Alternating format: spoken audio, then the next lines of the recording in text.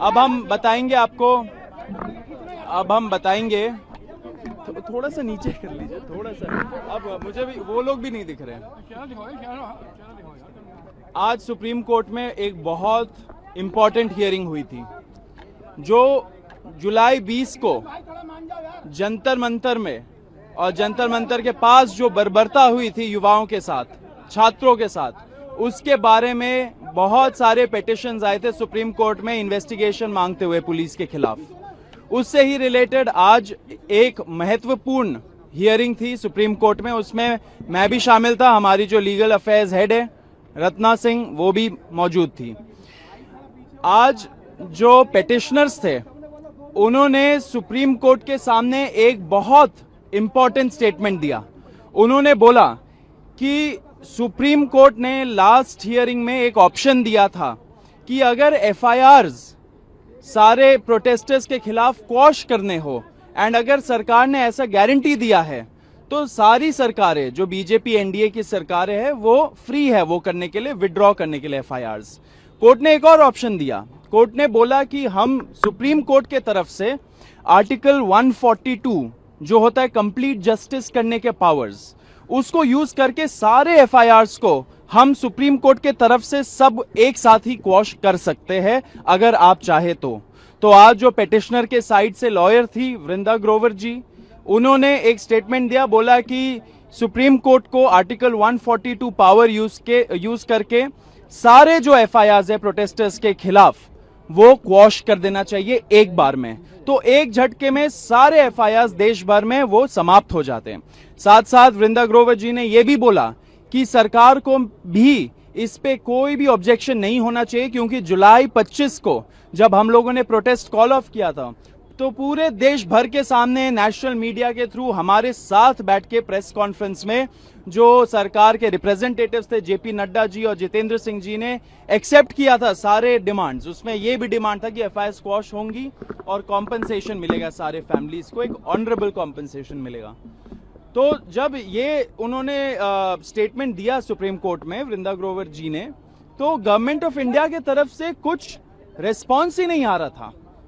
उन्होंने बोला, सरकार का यह बोलना था कि हम सोचेंगे इसके बारे में, हम देखेंगे कि कैसे हो सकता है। सुप्रीम कोर्ट तक, आज सुप्रीम कोर्ट के जजेस ने 3 बार बोला कि आप हमें एक एफआईआर का लिस्ट दे दीजिए, सारे स्टेट्स को एक एफआईआर का लिस्ट दे दीजिए, उसमें जो बहुत संगीन अपराध के क्रिमिनल्स है, अगर ऐसे कोई असामाजिक तत्व आए थे, हार्डेंड क्रिमिनल्स जिनके खिलाफ रेप, मर्डर, डेकॉइटी ये सब लगाए, तो उनके एफआईआर एक सेपरेट कर दीजिए, एंड जो प्रोटेस्टर्स के खिलाफ एफआईआर है उसकी आप लिस्ट दे दीजिए। जब वो लिस्ट मिल जाएगी हम लोग सारे एफआईआर को क्वॉश कर देंगे।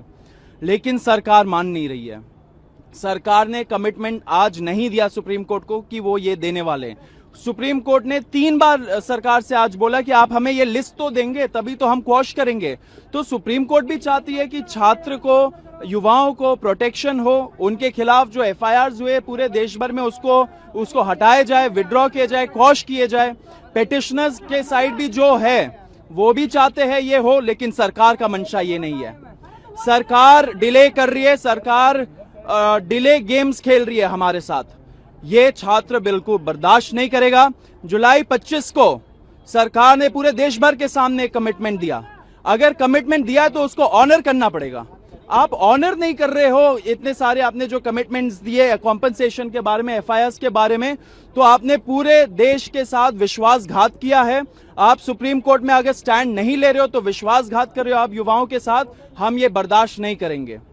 एंड मैं आपको फिर से बताना चाह रहा हूं कि इतने दिनों से सरकार डिले कर रही है। सरकार के जो रिप्रेजेंटेटिव्स होते हैं उनके साथ हम लोग की मीटिंग होती है, उसका डिटेल रत्ना सिंह आपको देंगी, लेकिन वो मीटिंग्स भी नहीं हो रही है। सरकार का मंशा नहीं लग रहा है कि वो अपने कमिटमेंट्स को ऑनर करे।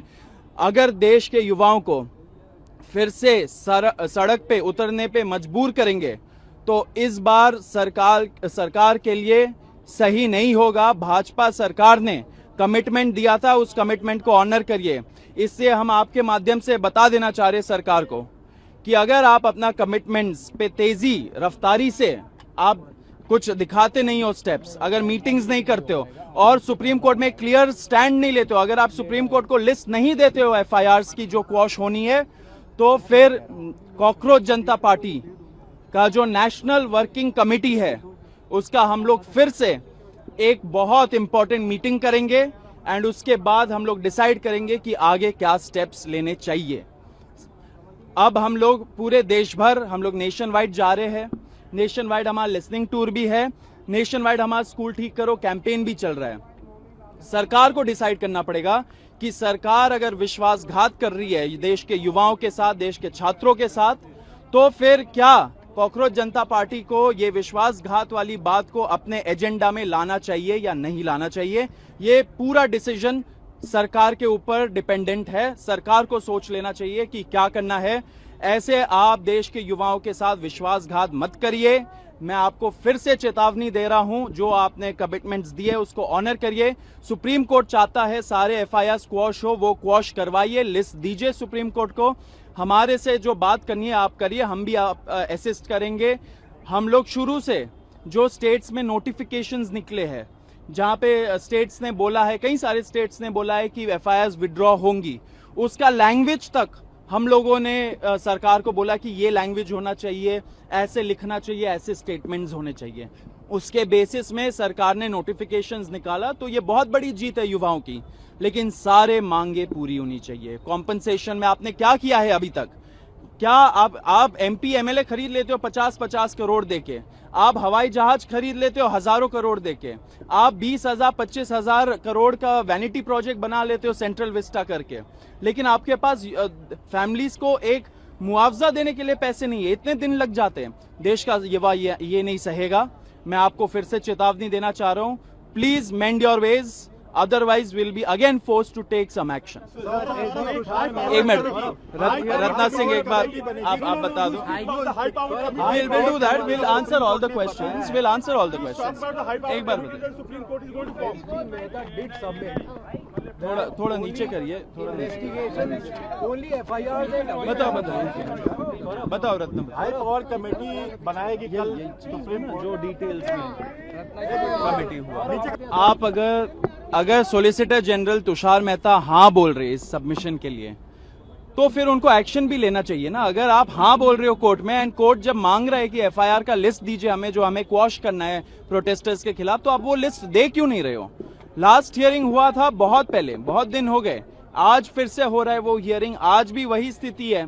तो मंशा सही नहीं है। मैं आपको यही बोल रहा हूं, 2800 कुछ उन्होंने हार्डन क्रिमिनल्स आइडेंटिफाई किया है, उनके खिलाफ आपको अगर एक्शन लेना है वो अलग मुद्दा है ऑल टुगेदर। लेकिन छात्रों का जो मुद्दा है, प्रोटेस्टर्स का जो मुद्दा है, वो एफआईआर से रिलेटेड है। आप कोर्ट में हाँ भी बोल रहे हो एंड साथ में जो एक्शन लेने के लिए बोल रही है कोर्ट, उसमें ना बोल रहे हो, उस पर हेजिटेंसी दिखा रहे हो, तो आप एक तरह से आपकी मंशा नहीं दिखती है इसमें। हम इसको एक्सेप्ट नहीं करेंगे। आप डिले टैक्टिक्स मत खेलिए हम लोगों के साथ। एक मिनट, आप ये चाहते हो कि क्रिमिनल के खिलाफ एक्शन हो? देखिए, अगर कोई हार्डन क्रिमिनल आया है, सबसे पहले तो पुलिस को पूछना चाहिए हम लोगों को कि वो हार्डन क्रिमिनल बाहर क्या कर रहा है, समाज में क्या कर रहा है वो। एंड नंबर 2, अगर हार्डन क्रिमिनल ने आके यहाँ पे कोई क्राइम कमिट किया है तो उसके खिलाफ एक्शन लीजिए, आप कौन रोक रहा है। लेकिन उनके आड़ में आके अगर आप पीसफुल प्रोटेस्टर्स, हमारे छात्रों के खिलाफ, युवाओं के खिलाफ आप एक्शन लोगे तो वो हम बर्दाश्त नहीं करेंगे।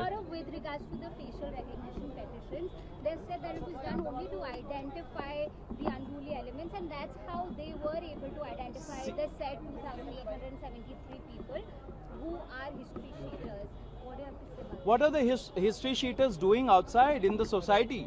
They should be, if they have committed any crime, the police should actually send a report to the court from where they have gotten the bail and get their bails cancelled. Send them back to jail if they have again committed any crime. What are these history cheaters doing outside? There are several constitutional questions concerning the facial recognition technology. There is a lot of misuse that can happen. There's a lot of potential for it. I think safeguards need to be put in place. The Jantar Mantar protest was one of the most surveilled protests in the history of India, because every person who was coming inside Jantar Mantar or was around it, they were being photographed, they were being videographed, they were being checked through the CCTVs, and their records were being made. I think Prima facie, my opinion is that it is unconstitutional. It is not called for. Tomorrow, these young people are going to face problems because the government is going to create a file on them against all these individuals. They will ruin their lives. The government will ruin their lives through this facial recognition technology. The Supreme Court must decide whether this is constitutional and whether at all this can be allowed in a democracy like ours. Saurabh, have they shared the list of these criminal incidents with you when you were meeting with them? They have neither shared the list of FIRs. Forget us. They have not shared it with the Supreme Court. The Supreme Court has been asking them, judges have been asking the government, share the list of FIRs with them. They have not shared it. They are showing great hesitancy. And they have also not shared this list of hardened criminals. What are these hardened criminals? We don't know who they are. We'll have to check. Our team has to check who these people are, because tomorrow it can't be the case that you will, cook up some conspiracy saying that this hardened criminal spoke with this peaceful protester, and therefore this peaceful protester is also committing violence and is in conspiracy with them. This has happened in the past. This will not be acceptable in a post-Jantar Mantar India. Saurabh, एक बात आज tweet किया है किरण रिजिजू ने। उन्होंने कहा है कि आप आम आदमी पार्टी से हैं और आम आदमी पार्टी ने आपके जरिए हाईजैक किया है स्टूडेंट्स के प्रोटेस्ट को। अरे, अगर उनको लगता है कि आम आदमी पार्टी प्रॉब्लम है तो आम आदमी पार्टी को बैन कर दीजिए ना, उनको घोषित कर दीजिए कि टेररिस्ट ऑर्गेनाइजेशन है। किसी का आम आदमी पार्टी से होना क्या आज के टाइम पे कुछ बड़ा गुनाह हो चुका है। अगर उनको पॉलिटिक्स खेलना है, वो उनका पॉलिटिक्स, वो पॉलिटिकल गेम है, उसमें हम नहीं पढ़ना चाहते। लेकिन पॉइंट ये है कि आप छात्रों के लिए क्या कर रहे हो? FIRs क्यों नहीं क्वॉश करवाना चाह रहे हो? सुप्रीम कोर्ट बोल रही है तब भी नहीं करवाना चाह रहे हो। आप ये पॉलिटिकल ब्लेम गेम में हमें उलझा के मत रखिए, युवाओं को झांसा मत दीजिए। आप ये सब बोल के, बयानबाजी करके, कमेंटबाजी करके, अर्बन नक्सल बोल के, दिमागी नक्सल बोल के आप देश के युवाओं को झांसा देना चाह रहे हो। आप उनको ब्रांड करना चाह रहे हो। आपका ब्रांडिंग हो चुका है। आप इनकॉम्पिटेंट है, इसलिए आपको हटाना पड़ा अपना मिनिस्टर। अगर आप बोल रहे हो कि ये कुछ एजेंडा लेके आए हैं, ये दिमागी नक्सल है वगैरह वगैरह, तो आप तो विफल रहे इनको रोकने पे। तो आपको रेजिग्नेशन देना चाहिए, पूरी की पूरी सरकार को रेजिग्नेशन देना चाहिए, होम मिनिस्टर को खास करके, क्योंकि वो रोक नहीं पाए दिमागी नक्सलों को। ये सब बहुत ही दुर्भाग्यपूर्ण कमेंट्स होते हैं, इस पे ध्यान नहीं देना चाहिए। बेतुकी बातें हैं, देश का युवा एक्सेप्ट नहीं करेगा।